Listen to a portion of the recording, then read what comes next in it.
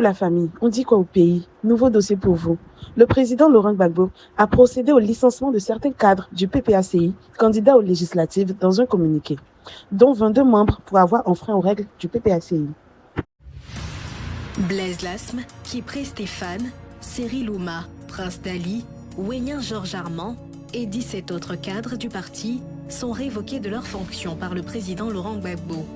Dans un communiqué, le Parti des peuples africains de Côte d'Ivoire annonce que cette décision mûrement réfléchie s'inscrit dans un cadre de responsabilité politique et de respect pour les victimes. Lors de la session du comité central du parti le 6 novembre dernier, l'ex-président Laurent Gbagbo avait exprimé sa désapprobation à ce scrutin. Toujours selon le communiqué, cette décision s'impose à tous les membres du parti, quelle que soit leur fonction.